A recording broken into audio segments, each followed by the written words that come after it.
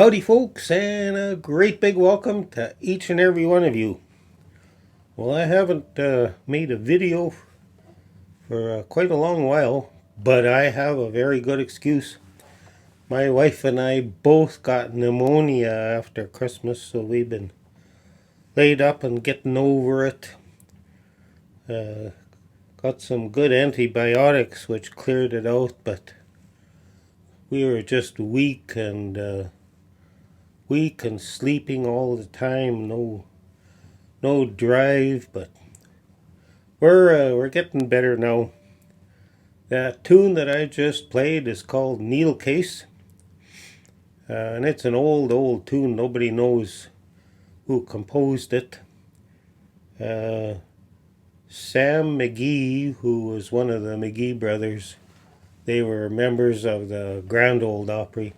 Sam McGee learned to play a lot of Uncle Dave Macon's banjo tunes, but Sam McGee also finger picked real nice version of Needlecase on a long play record that the McGee brothers and Arthur Smith made in 1964.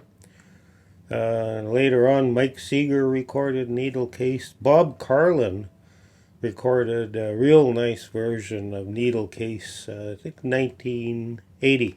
So, I hope you enjoyed the tune.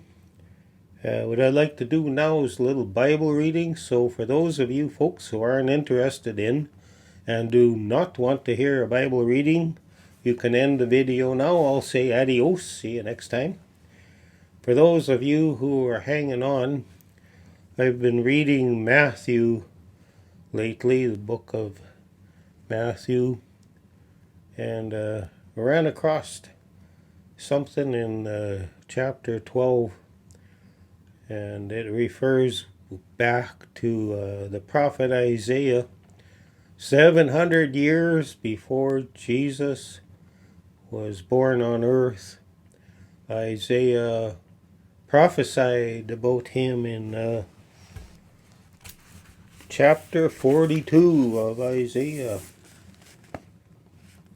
It says, "Here is my servant, whom I uphold, my chosen one, in whom I delight. I will put my spirit on him, and he will bring justice to the nations. He will not shout or cry out, or raise his voice in the streets. A bruised reed he will not break, and a smoldering wick he will not snuff out.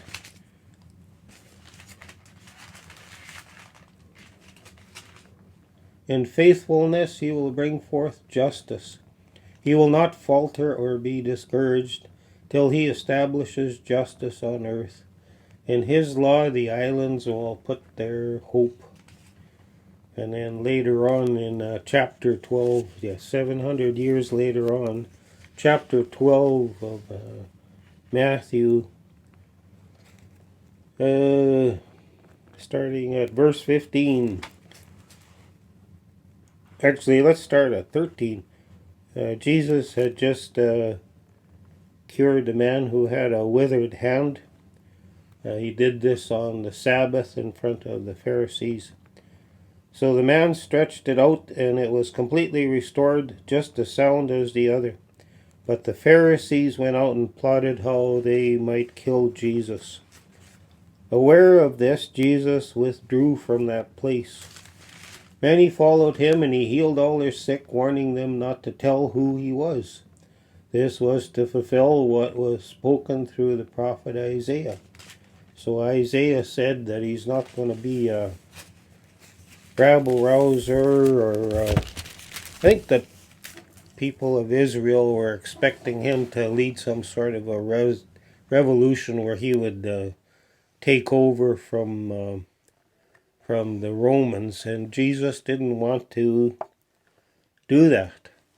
He didn't want to raise suspicions that he was going to take the land of Israel over.